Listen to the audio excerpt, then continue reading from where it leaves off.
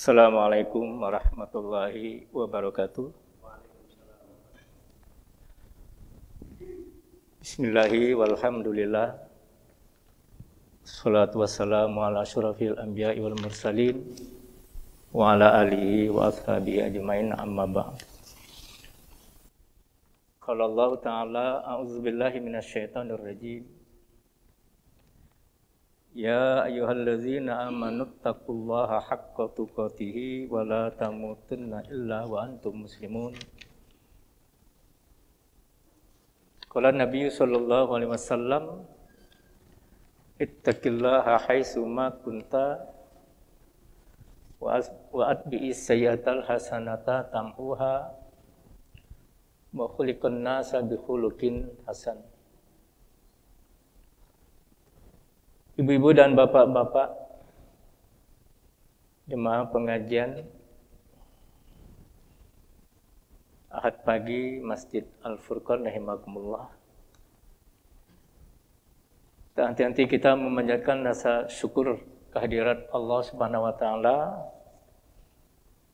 di mana pada pagi hari ini Allah masih mempertemukan kita di ruangan masjid ini dalam rangka kita melanjutkan kajian taklim yang setiap Ahad pagi dilaksanakan di Masjid Al-Furqan ini. Apa kabarnya ibu-ibu dan bapak-bapak? Alhamdulillah.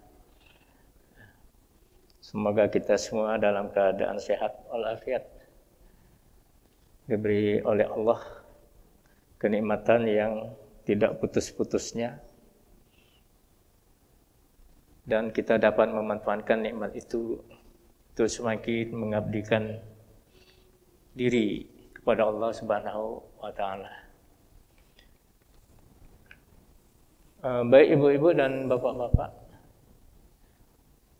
karena beberapa waktu yang lalu sudah diumumkan, sekarang saya tidak sendirian lagi, alhamdulillah.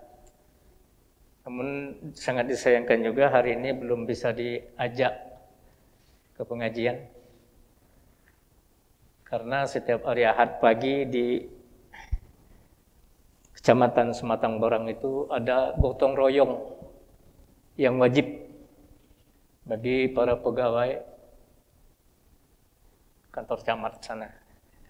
Jadi tidak bisa ditinggalkan.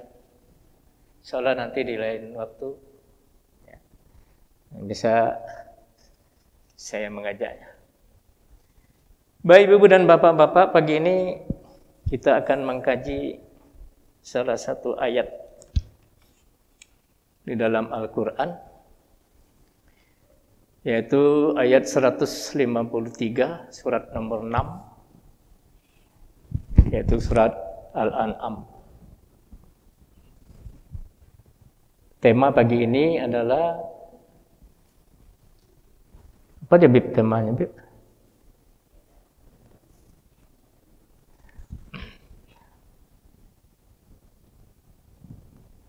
Menetapi jalan yang lurus.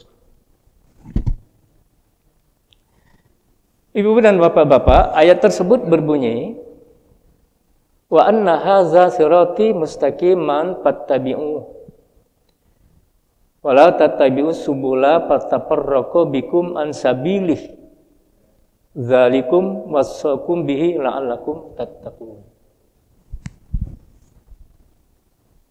Ayat 153 surat nomor 6 Al-An'am.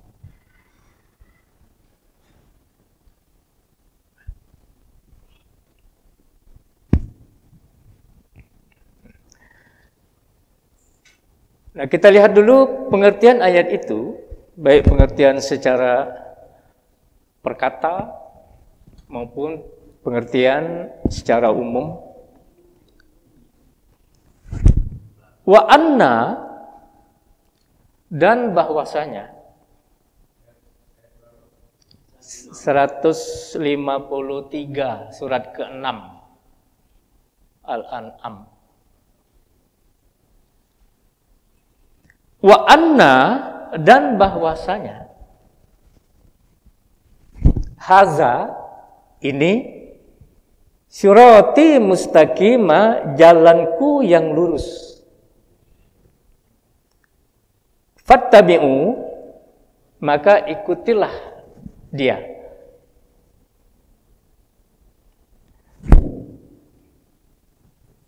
Wala tattabi'us subula, wala dan janganlah tattabi'us subula, kamu mengikuti jalan-jalan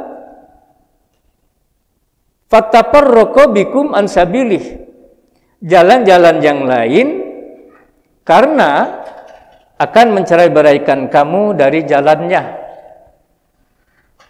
Zalikum, yang demikian itu, wassakum bihi, diperintahkannya kepadamu, la'allakum tattaqun, agar kamu menjadi orang yang takwa. Itu pengertian secara perkata.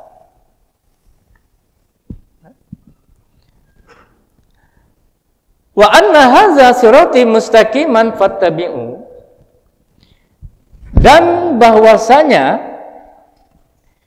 inilah jalanku yang lurus, fattabi'u, maka ikutilah dia.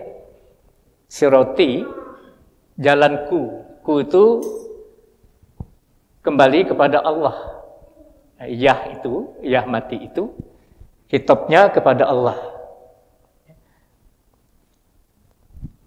Fattabi'u, maka ikutilah. Fi'il amar, perintah bagi setiap manusia untuk mengikuti sirati mustaqimah itu. Untuk mengikuti jalan yang lurus. Wala tattabi'u subula fatafarraqu bikum an sabili, dan jangan kamu mengikuti jalan-jalan yang lain. Maksudnya jalan-jalan yang bukan jalan yang sirati mustaqimah itu. Sebab jalan yang sirati di luar sirati mustaqimah itu sifatnya fatafarraqu, mencerai-beraikan kamu, mencelakakan kamu. Mencerai-beraikan dari mana? Ansabilih, dari jalan yang sirati mustaqimah tadi.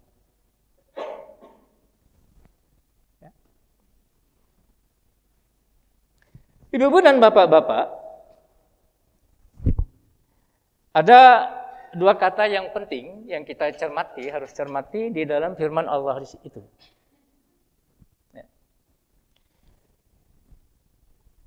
Yang pertama, ada kata subul, subula, dan ada kata sabil.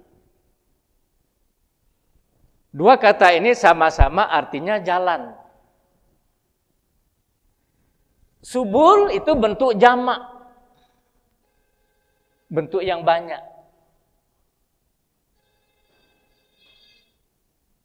Ya. Subul adalah jalan-jalan. Sabilih itu bentuk tunggal, satu jalan. Artinya apa ini? Kalau jalan yang lurus, sirati mustaqimah itu cuma satu. Oleh karena itu disebut dengan sabil. Atau sabilih. Jalannya itu kembali kepada Allah. Hanya satu. Sirati mustaqim itu. Tidak banyak simpangan, tidak banyak jalan-jalan yang lain. Cuma satu, sirati mustaqim. Sedangkan subul, jalan-jalan yang banyak. Banyak jalan, banyak cabang. Itu subul namanya. Jalan-jalan. Sifat subul, fatafarraqu. Sifat jalan yang subul ini, fatafarraqu, yaitu dapat mencerai-beraikan kamu. Dapat menyesatkan kamu. Itu fatafarraqu. Sedangkan sabili, sirati mustaqimah. Sifatnya adalah satu jalan yang lurus. Ya. Nanti kita dalami dalam pengertian tentang makna-makna ayat itu. Yaitu sekedar pembukaan. Ya. Jadi Allah memerintahkan kepada kita di ayat ini agar kita selalu berada di jalan yang lurus. Ibu-ibu dan bapak-bapak, ayat ini masih ada kaitan dengan ayat sebelumnya. Yaitu ayat 151, 152, 153. Dan 3 ayat ini termasuk wasiat Allah yang 10 kepada kita kaum. Dan wasiat ini menyangkut bagaimana cara atau bentuk sirati mustaqimah itu. Kita lihat dulu ayat 151.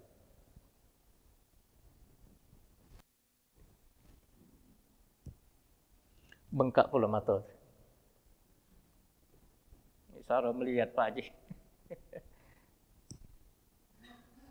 Katanya bintit. Apa bintit dari mana? Jadi walaupun berkacamata agak susah juga masih yang sebelah kiri ini. Ayat 151 berbunyi, Qul ta'alau atslu ma harrama rabbukum alaikum. Surat yang sama. Jadi ayat 153 ini ada kaitan dengan ayat 151 sampai 152. Qul ta'alau atslu ma harrama rabbukum alaikum. Katakanlah Muhammad.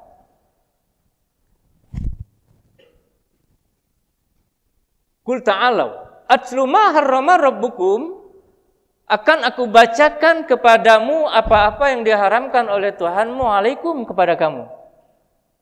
Di antara yang diharamkan Allah kepada kamu. Ini cara menyelaksanakan sirati mustaqimah.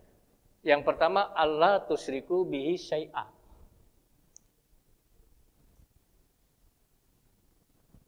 Jangan kamu menyekutukan Allah dengan sesuatu. Ini larangan yang pertama dari 10 wasiat Allah itu. Ini merupakan pelaksanaan jalan yang lurus. Allah tusyriku bihi syai'a. Jangan kamu menyekutukan Allah dengan sesuatu. Sudah banyak selalu dibahas ini. Ya. Jangan menjadi orang musyrik. Orang yang mempersekutukan Allah. Menduakan Allah dengan sesuatu. Menganggap masih ada kekuatan lain yang dapat mendatangkan manfaat dan mudarat. Yang berhak diibadahi, yang berhak dimintai pertolongan. Jangan sampai mengakui seperti itu. Allah hanya satu. Allahu Rabbi wa Rabbukum fa'buduh. Kata Allah. Allah itu Tuhanku dan Tuhan kamu, fa'buduh. Maka sembahlah dia. Hadza siratam mustaqim. Inilah jalan yang lurus. Jadi dalam beribadah, dalam berdoa, jangan sampai memalingkannya kepada selain daripada Allah. Syirik namanya. Sering kita dengar syirik itu terbagi 3, ada syirik kabir, ada syirik sohir, ada syirik hobi. Yang kabir yang besar, yang patung misalnya. Berdoa kepada selain Allah, bernazar kepada selain Allah. Syirik kecil, maka jimat. Ya. Syirik hobi, riak kata Rasulullah. Yang tidak kelihatan. Itu syirik hobi. Semuanya dosa. Cuma bedanya kata para ulama, kalau syirik besar itu mengeluarkan orang yang bersangkutan dari Islam. Kalau syirik kecil dan hobi itu tidak sampai mengeluarkan pemeluknya dari Islam. Sebaiknya semuanya dijauhi yang namanya syirik. Sering saya sampaikan kepada pengajian ibu-ibu. Ini musim penghujan. Besok ada acara. biasanya ibu-ibu supaya jangan hujan, cari bawang, cari cabai, ditusuk di lidi, diletakkan di atas pagar. Untuk apa? Supaya jangan hujan. Itu dulu. Di dusun-dusun masih, sekarang tidak lagi, alhamdulillah. Lah, sering disampaikan. Menolak hujan dengan cabai mahal sekarang. Bawang mahal sekarang. Wajar barang-barang itu naik. Ngapa? Ibu-ibu rame-rame kalau musim hujan. Besok ada acara sedekahan supaya jangan turun hujan. Nyucui cabai dan bawang itu. Ini syirik. Hujan itu milik Allah. Allah yang menciptakan, Allah yang memilikinya, Allah yang mengaturnya. Kalau tidak galak supaya jangan hujan besok, ya minta kepada Allah. Mohon langsung. Ya Allah, besok aku akan mengadakan acara resepsi pernikahan. Ya Allah, tolong jangan kau turunkan hujan. Mulai hari ini sampai dengan besok, ya Allah. Tolong aku, ya Allah. Itu caranya. Cuma yang miliki kan Allah. Ada yang minta dengan bawang, minta dengan cabai, atau minta dengan sirara. Supaya kesana kesini, katang-kutung. Apa dia? Pawang hujan. Mintalah dengan Allah. Saya merasakan itu, ibu dan bapak-bapak, sering saya sampaikan itu. Ya, pengajian-pengajian. Ketika adik saya meninggal dunia, kecelakaan. Kecelakaannya jam menjelang zuhur. Dia bawa motor, nomor mobil yang parkir. Dia tuh mau cepat-cepat mau ngejar sholat zuhur berjemaah ke masjid. Pulang dari sekolahan dia. Kayu sana. Kecelakaan, nomor. Saya sedang mau makan siang sama istri dan anak-anak. Saat itu dapat kabar itu. Kata saya segera diurusilah di sana, dimandikan, dikafani, kemudian sholatkan, silakan. Nanti langsung kita kuburkan ke Pangkalan Balai, Stereo. Kami sudah siapkan kuburannya. Datangnya sore, hari gelap bukan main. Saya berdoa kepada Allah, ya Allah, jangan kau turunkan hujan sebelum kami menguburkan adik kami. Sebentar lagi, ya Allah. Alhamdulillah tidak hujan, setelah menguburkan hujan. Jadi minta kepada Allah. Bangun di sepertiga malam, tahajud minimal 2 rakaat. Sudah itu mintalah kepada Allah. Bermunajat kepada Allah. Apapun yang akan dimintakan, insya Allah Allah akan kabulkan. Jangan macam-macam. Menjaga tauhid itu memang sulit di zaman sekarang ini. Ya. Tapi kalau bisa menjaganya, kebahagiaanlah yang akan didapat. Jadi jaga baik-baik tauhid ini, jangan sampai dirusak dengan namanya syirik. Allah tidak akan pernah mengampuni dosa syirik itu. Innallaha la yaghfiru ayyushraka bihi wa yaghfiru ma duna dzalika liman yasha. An-Nisa ayat 48. Sesungguhnya Allah tidak akan mengampuni dosa syirik dan dia akan mengampuni dosa selain dari syirik itu kepada siapa yang dengerakinya. Yang cak mano tidak diampuni itu, kalau orang itu melakukan kesyirikan, lalu dia mati, tidak sempat bertaubat dari kesyirikannya itu, itulah dosa yang tidak akan diampuni oleh Allah. Kalau dosa selain syirik, walaupun itu dosa besar, Allah masih akan membuka pintu taubat. Walaupun dia belum bisa bertaubat waktu hidupnya, dia mati. Walaupun dosa itu besar selain syirik, Allah masih ada kemungkinan untuk menghapuskannya, mengampuninya. Oleh karena itu, jaddidu imanakum, kata Rasulullah. Perbaruilah iman kamu itu setiap saat. Dengan bagaimana? Dengan mengucapkan la ilaha illallah, la ilaha illallah.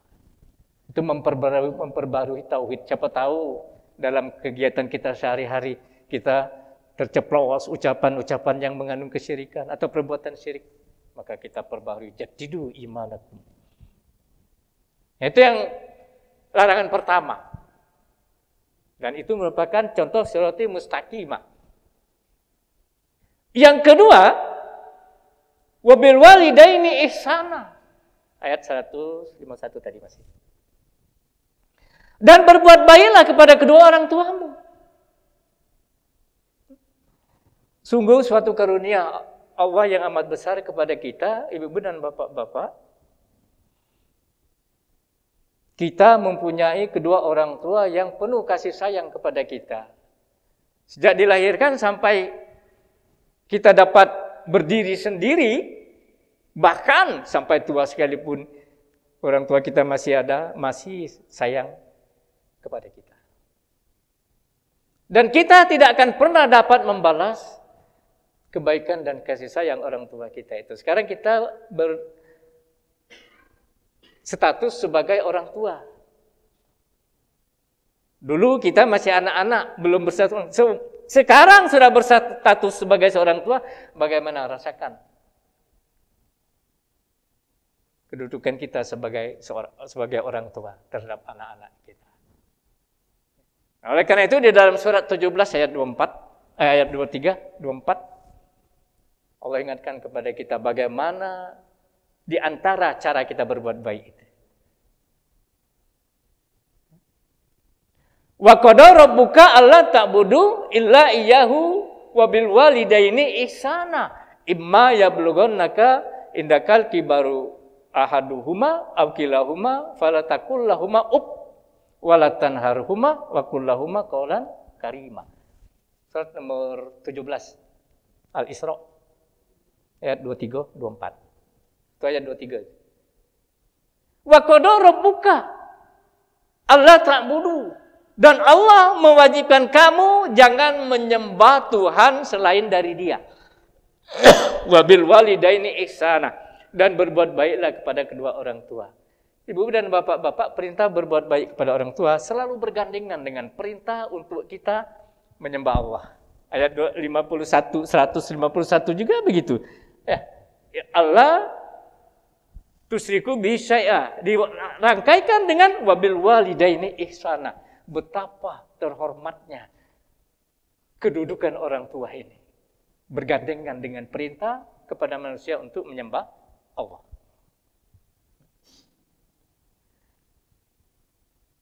Imma yablughanna indakal kibaru ahaduhuma, apabila salah seorang dari mereka, apakah bapak, apakah ibu kita, atau kedua-duanya sampai berusia lanjut berada dalam pemeliharaanmu, fala taqul lahumā, maka jangan kamu mengucapkan kepada mereka kata-kata dan yang sejenisnya. Jadi mengucapkan kata-kata yang tak baik itu bukan tanda kita berbuat baik pada orang tua. Mengucapkan kata yang demikian saja tidak boleh, apalagi menempatkan orang tua di panti jompo. Dengan alasan anak sibuk. Padahal orang tua kita sekarang ini sebagai orang tua merasakan itu. Sesibuk apapun kita tidak lupa dengan anak. Apalagi ibu. Anak sakit sedikit saja bukan main dia. Nah kita sudah sebagai anak, sudah dewasa, sudah punya keluarga.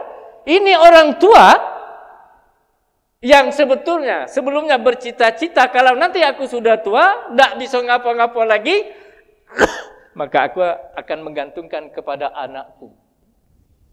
Cita harapan mereka kan begitu.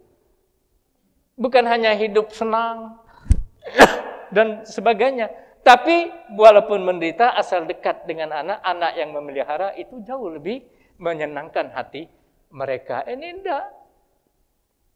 Ditempatkan di panti jompo. Terakhir itu kita dengar waktu itu. Ya, karena anaknya sibuk, ada yang di Jakarta, ada yang di mana-mana, maka dimasukkan di panti jompo di Yogyakarta itu. Sampai ibunya berkata, saya tidak mau lagi pulang kepada anak-anakku. Karena sudah merasa enak di situ. Bukan soal itunya, tapi bagaimana bakti kita kepada orang tua itu. Kita ingin walaupun tidak bisa membalas jasa orang tua itu, sebagaimana sabda Rasulullah, kita ingin mereka merasakan kasih sayang dan pemeliharaan kita kepada mereka. Itu yang kita berikan kepada mereka. Lalu yang kedua, larangan untuk wala taqtulu auladakum min imlaq. Nahnu narzuqukum wa iyyahum. Larangan jangan pernah membunuh anak-anakmu min imlaq karena miskin. Nahnu narzuqukum wa iyyahum. Kami, kata Allah, yang akan memberi rezeki kepadamu dan anakmu. Itu 151 tadi. Larangan yang ketiga. Ayat ini berkaitan dengan orang-orang Quraisy dahulu. Tentu berkaitan pula dengan orang-orang zaman sekarang. Dahulu, orang-orang jahiliyah karena takut miskin dan sebagainya membunuh anak-anak mereka. Ada yang takut malu karena mendapat anak perempuan. Dalam surah An-Nahl itu disebutkan. Kalau dikabarkan kepada mereka, lahir anak perempuan untuk mereka, merah padam muka mereka karena menahan malu. Lalu berpikir, mau dipelihara atau dibunuh anak ini. Itu orang zaman jahiliyah dulu. Banyak yang membunuh anak-anak perempuan mereka min imlaq karena takut miskin atau karena malu. Sampai-sampai Umar bin Khattab ketika Rasulullah membacakan ayat surat nomor 99 ayat 6,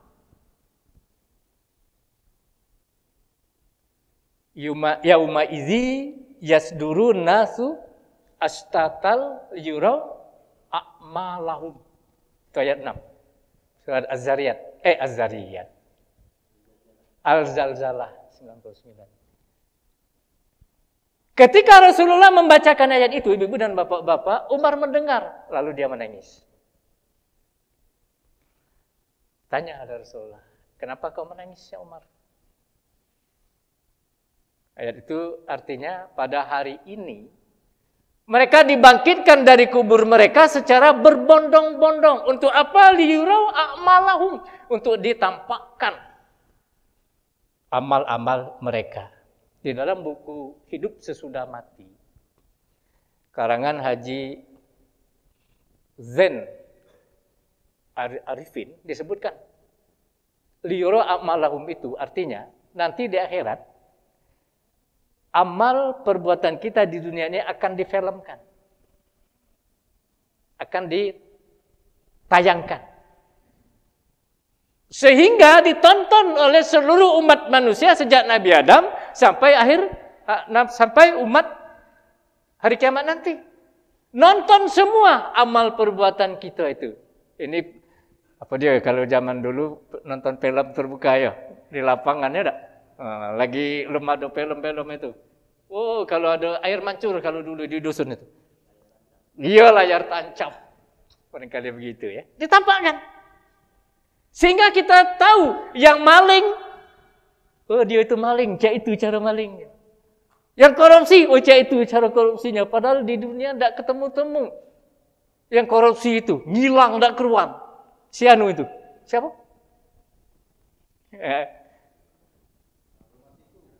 Si Masiku. Ngilang tidak ketemu. Padahal uangnya ada di depan mata. Yang tidak korupsi dipanggil. Dimintai keterangan. Yang jelas-jelas korupsi bebas. Nanti di akhirat ditayangkan. Itu si Masiku memang korupsi. Ada. Kalau dia tidak bertobat. Kalau perbuatan jahat kita bertobat sekarang ini, itu dihapus dari catatan malaikat.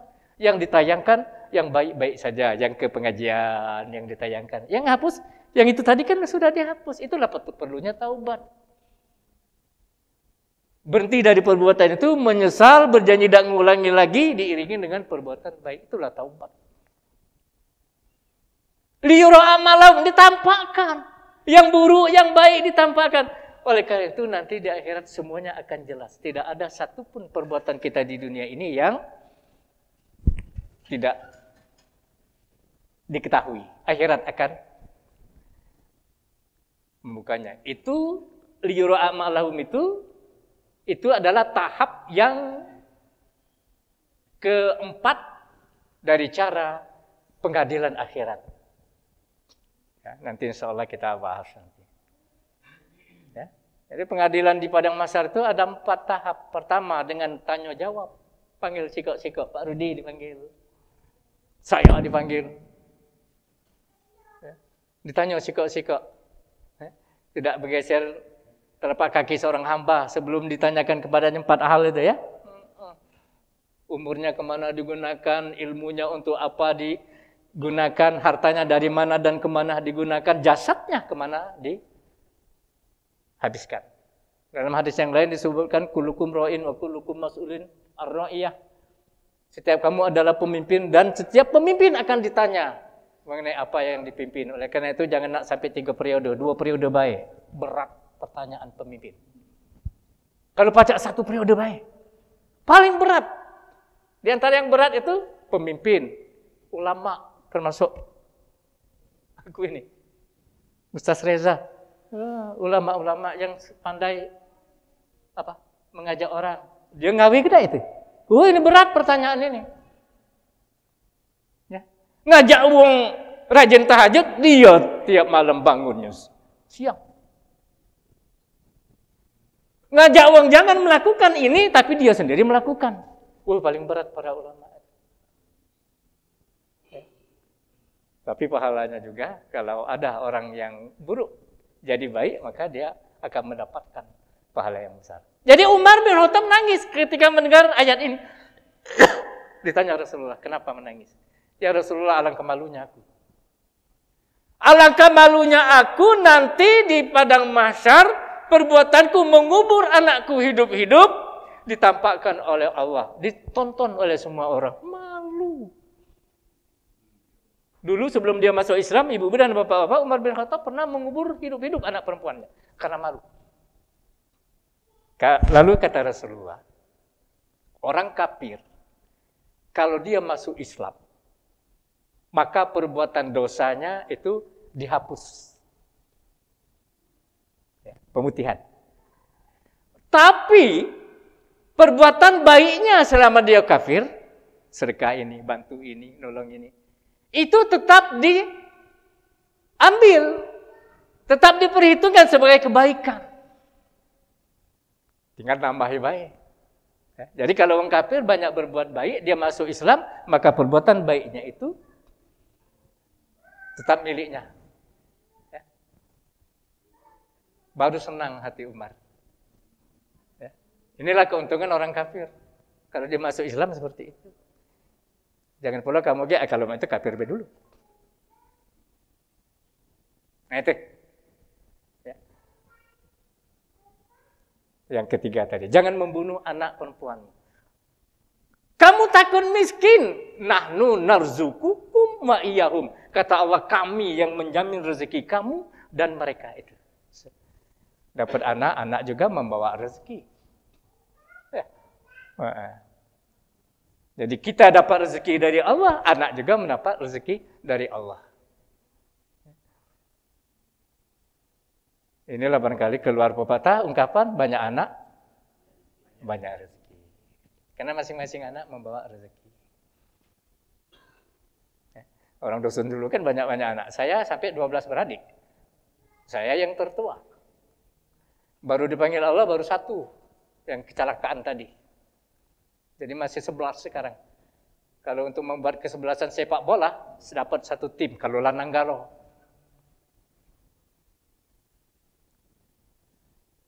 Padahal orang tua saya petani. Mampu menghidupi 12 beradik dan beberapa orang anaknya jadi sarjana. Kadang-kadang berpikir gitu ibu dan bapak-bapak ya. Kita di kota ini cuma nak sikok 2, 3 paling banyak. Kata kepala sekolah man 2 saya dulu, anak sikok banyak, man mati. Nah, itu ya, jangan sampai dahulu membunuh anak itu sudah lahir. Sekarang membunuh anak itu sebelum lahir. Dalam kandungan, tidak mau punya anak, digugurkan. Itu yang kedua. Yang ketiga ya, larangan Allah. Lalu yang keempat, wala taqrabul fawahisa ma zahara wa ma baton. Dan jangan kamu mendekati perbuatan keji fahisha.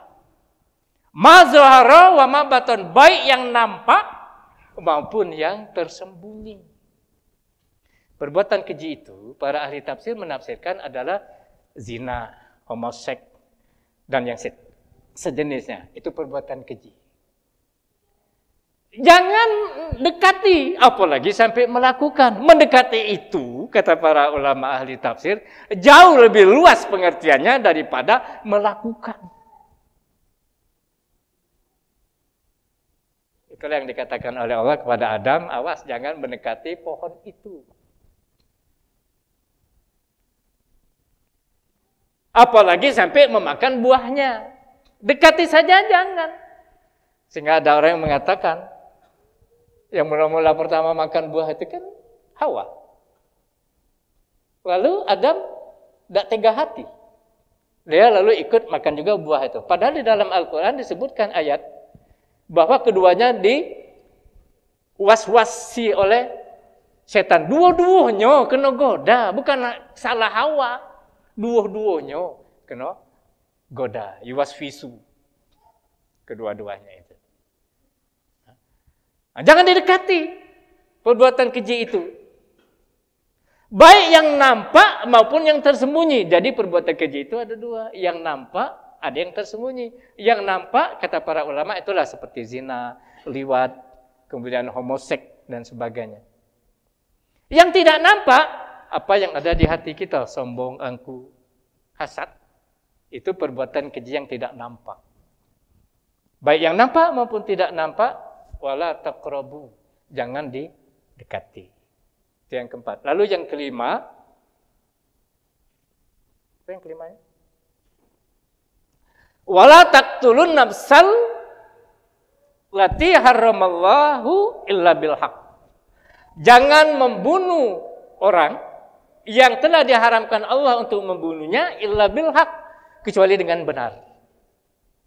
Ya, jadi tidak boleh membunuh sembarang orang kecuali dengan yang benar.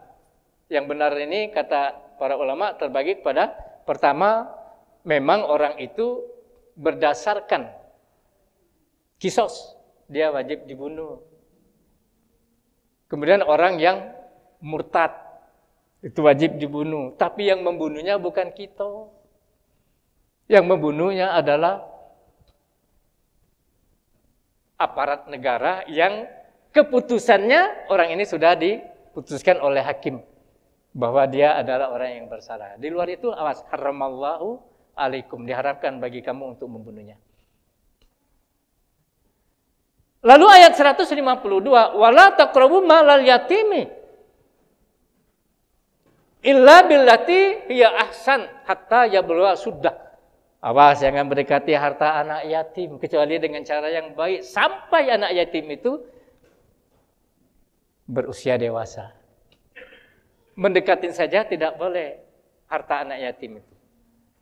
Kalau orang diserai menjaga harta anak yatim, maka jagalah dengan baik. Tidak boleh menggunakannya dalam bentuk apapun, kecuali untuk kepentingan anak yatim, misalnya untuk dia sekolah, untuk beli pakaian dan sebagainya. Atau menggunakan harta anak yatim untuk dikembangkan, diinvestasikan kepada usaha yang menguntungkan. Tapi modalnya kembalikan lagi dan juga keuntungannya dibagi. Berat memang ya untuk menjaga harta anak yatim itu. Tapi barang siapa yang bisa menjaga anak yatim itu dan hartanya, maka kata Rasulullah, dia nanti di surga akan seperti ini ya, dengan aku. Duduknya dekat dengan Rasulullah, orang yang menyantuni anak yatim. Sampai dia dewasa, baru hartanya itu diserahkan. Dan ketika menyerahkan, dalam Al-Quran disebutkan jangan lupa untuk mengambil saksi dan secara tertulis. Anak yatim yang dewasa itu yang bagaimana? Karena ada batasan anak yatim itu. Kita ini barangkali sudah yatim, bahkan ada yang yatim piatu barangkali. Aku baru yatim. Anak yatim dalam syariat, kalau laki-laki, kalau dari segi umur 15 tahun. Atau ada tanda-tanda sudah pernah mimpi basah. Suaranya sudah berubah, pita suaranya sudah berubah. Ya, itu artinya dewasa. Kalau perempuan sudah datang bulan, itu namanya sudah dewasa. Walaupun mereka sudah dewasa, tapi lihat juga kejiwaannya. Kalau dia jiwanya, emosinya sudah terkendali, dia sudah bisa dapat mengurus hartanya, baru hartanya diserahkan. Nah, begitu tentang hartanya. Lalu yang selanjutnya, yang keenam, wa'uful kaila wal mizana bil qist. Sempurnakan takaran dan timbangan. Bil qist dengan adil. Kalau menakar, menimbang, mengukur, bil qist, lakukan dengan adil. Namun ada sambungan kalimat itu. Apa sambungannya? La yukallifu nafsan illa wus'aha. Kami tidak memberatkan, kami tidak membebankan sesuatu kepadamu yang tidak kamu mampu untuk memikulnya. Artinya apa? Kata para ulama. Kenapa ini pakai ujungnya ayat itu? Kalau kita menimbang, menakar, mengukur, kurang. Dan kekurangan ini tidak disengaja. Bukan punya niat memang kalau supaya timbangannya kurang, maka dikasih pemberat misalnya di bawahnya itu. Ya. Nah, kalau itu yang terjadi disengaja, maka berdosa. Kalau tidak disengaja, Allah tidak membebani. Caknya timbangannya ini pas. Tidak ada pemberat dan sebagainya. Tapi begitu nimbang, 11 kilo. Ya. Nah, tapi katanya ada bisik-bisik tetangga, timbangannya kurang di situ. Ya. Mungkin timbangan yang di rumah yang tidak benar itu ya. Oleh karena itu ibu-ibu dan bapak-bapak sering saya sampaikan kalau berjualan jangan pakai timbangan plastik itu. Karena timbangan plastik itu tidak kurang dipercaya ke autentiknya. Pakailah timbangan yang kuningan itu ya. Nah, itu lebih mengarah kepada kebenaran. Ya. Itu, jadi yang mengukur timbangan harus adil. Wa iza qultum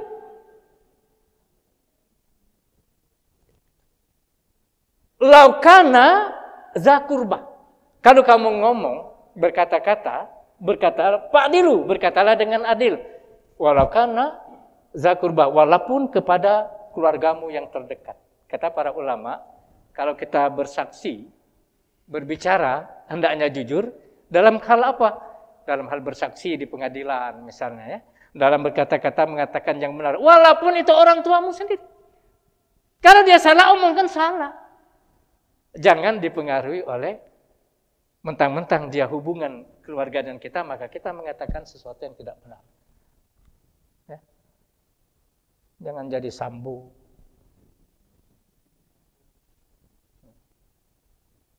Atau putri. Lupa ujungnya. Berkatalah yang benar. Itu merupakan sirati mustaqimah. Ya. Lalu yang terakhir, wa bi ahdillahi aufu. Sempurnakan janjimu dengan Allah. Ya ayyuhallazina amanu. Wahai orang-orang yang beriman, penuhilah janji-janjimu. Aufu bil uqud. Nah, kita memenuhi janji dengan Allah dalam hal apa? Dalam hal ibadah, dalam hal muamalah. Karena Allah telah menetapkan syariat-syariat itu untuk kita penuhi. Contoh apa? Wala tusyriku bihi syai'a. Kalau kamu beribadah, jangan menyekutukan Allah. Kita harus patuhi. Benar-benar murni menyembah Allah. Zalikum wassakum bihi la'allakum tazakkarun. Allah mengingatkan kepada kamu tentang hal ini, mudah-mudahan kamu selalu ingat. Lalu dilanjutkan 153, wa anna hadza sirati mustaqima fattabi'u wa la tattabi'u subula fatafarraqu bikum an sabilih. Zalikum wassakum bihi la'allakum tattaqun. Inilah jalanku yang lurus. Ikutilah. Jangan mengikuti jalan-jalan yang lain. Karena itu akan membawa kamu bercerai-berai dari jalannya. Ya, di antara jalan-jalan yang lurus itu tadi, mulai ayat 151, 152. Nah inilah yang perlu kita pahami, ibu-ibu dan bapak-bapak, betapa pentingnya untuk menetapi jalan yang lurus itu. Oleh karena itu, ketika kita berdoa dalam surah Al-Fatihah, ihdinas siratal mustaqim, tunjukkan kami ke jalan yang lurus. Ihdina di situ atau hidayah di situ ada dua yang kita minta. Yang pertama, hidayah untuk kita mendapatkan jalan yang lurus, siratal mustaqimah. Yang kedua, kita minta kepada Allah hidayah untuk tetap istiqomah meniti jalannya yang lurus. Oleh ahli tafsir, Abdurrahman bin Nasir As-Sa'di berkata, doa atau hidayah meminta jalan yang lurus itu adalah kita meminta agama Islam dan minta dijauhkan dari agama-agama yang lainnya. Itu. Kemudian kita minta hidayah kepada Allah supaya menetapi istiqomah di jalan yang lurus. Itu mencakup semua keilmuan dan pengamalan ajaran Islam ini secara terinci. Mohon maaf barangkali belum bisa dijelaskan. InsyaAllah nanti akan diteruskan pada kesempatan yang lain. Ya. Jadi dua hal ini sangat penting untuk kita minta kepada Allah. Lebih-lebih kita minta tetap istiqomah di jalannya yang lurus. Jangan sampai kita menyimpang ke kanan, menyimpang ke kiri. Karena siratal mustaqimah itu ditafsirkan oleh Rasulullah melalui hal berikut. Kata Ibnu Mas'ud, Abdullah bin Mas'ud, beliau berkata, ketika kami duduk bersama Rasulullah, maka Rasulullah dengan telunjuknya membuat garis di tanah. Seret, garis lurus. Inilah siratal mustaqim. Lalu beliau juga menggaris dua jalan di kiri kanan garis lurus tadi. Inilah subul, jalan-jalan yang lain, patah perokok yang akan memecah belah kamu. Di jalan itu ada setan yang selalu mengajak kamu ke jalan yang di samping jalan yang lurus ini. Rasulullah telah meninggalkan kita di pangkal jalan yang lurus. Ujung jalan yang lurus ini ke surga yang akan kita tempuh. Ya. Mudah-mudahan bermanfaat. Mohon maaf atas segala kekurangan. Kepada Allah mohon ampun. InsyaAllah akan kita lanjutkan nanti. Billahi taufiq wal hidayah. Assalamualaikum warahmatullahi wabarakatuh.